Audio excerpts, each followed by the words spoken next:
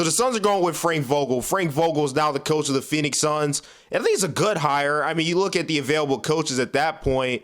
Budenholzer, I think, was probably number one.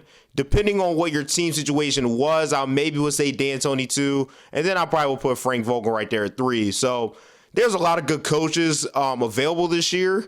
So, you know, they go with Frank Vogel. I think it's a solid hire. Frank Vogel's won a championship, obviously, with the Lakers, and he had some really good Pacer teams way back with Paul George and Roy Hibbert and all those guys. So, experienced coach, knows what he's doing, great defensive coach. Really, the Lakers won that championship because of how good they were defensively. And, again, the Pacers were, Roy Hibbert was a wall in there in the paint, and you really couldn't get much over him. So, that Pacer team obviously was very good defensively. The Suns need that with Booker and KD, and they need a coach to get them and the rest of the team to lock in defensively. So there's that. Vogel will be great in that aspect. In fact, I don't think Vogel should have got fired out of LA.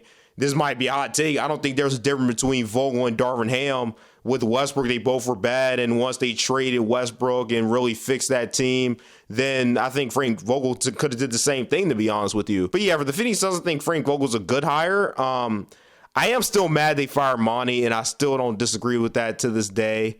But yeah, I mean, Frank Vogel's solid too. That the difference for them won't really be the coach.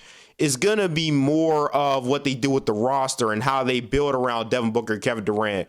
Will DeAndre Ayton be there? Will Chris Paul be there? What are the other guys they bring in to surround Devin Booker and Kevin Durant? So I saw something on Bleacher Reports like Kevin Durant's now played. He's going to play for his 4th coach in a year, which is absolutely insane to me.